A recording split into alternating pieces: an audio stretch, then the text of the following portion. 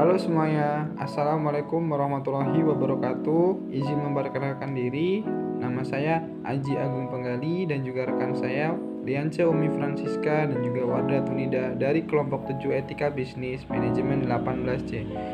Pada presentasi kali ini, kami akan menyampaikan materi dengan judul Etika Produksi dan Pemasaran. Etika produksi.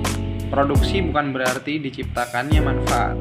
Produksi tidak diartikan sebagai menciptakan secara fisik sesuatu yang tidak ada, karena tidak seorang pun dapat menciptakan benda.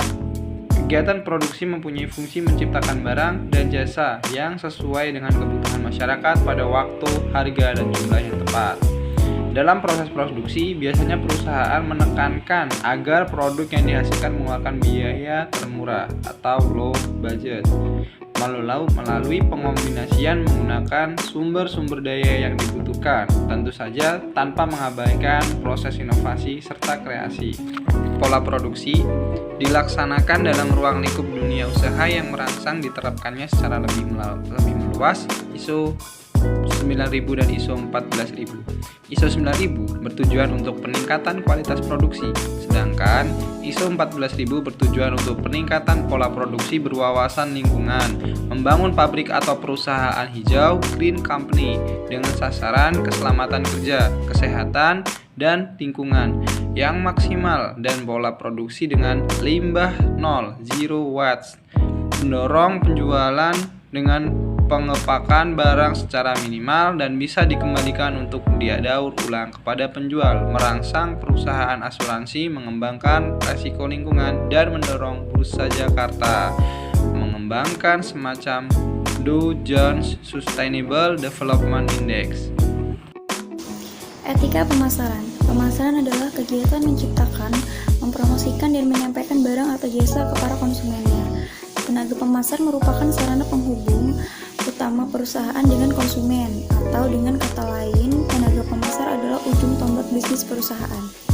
Karena merekalah yang memotivasi para konsumen untuk membeli produk perusahaan atau bertransaksi dengan perusahaan. Terdapat beberapa tantangan bagi profesi pemasaran pada abad 21, yaitu yang pertama tantangan visi, lalu yang kedua tantangan pada power marketing, lalu tantangan pada transferable marketing, dan yang terakhir yaitu tantangan pada manajemen merek.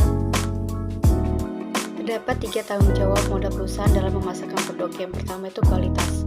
Tentu saja perusahaan wajib menyediakan produk sesuai dengan yang dijanjikan, baik melalui kontrak ataupun melalui iklan yang ditawarkan. Yang kedua itu harga. Harga perusahaan menetapkan harga dengan selayaknya atau sesuai dengan kualitas. Yang ketiga itu pemberian label serta pengemasan. Hal ini dilakukan selayaknya oleh perusahaan agar konsumen mengetahui informasi lengkap mengenai produk yang bersangkutan, agar konsumen tidak dirugikan karena kandungan yang terdapat dalam produk tersebut.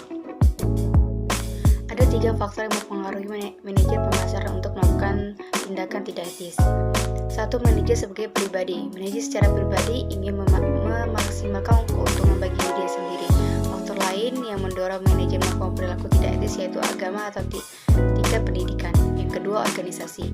Adanya aturan tertulis serta kebijakan resmi dari top manajemen akan mempengaruhi tindakan etis para manajer, sehingga kendala mereka mengabaikan prinsip-prinsip pribadi mereka untuk kepentingan organisasi. Yang ketiga yaitu lingkungan.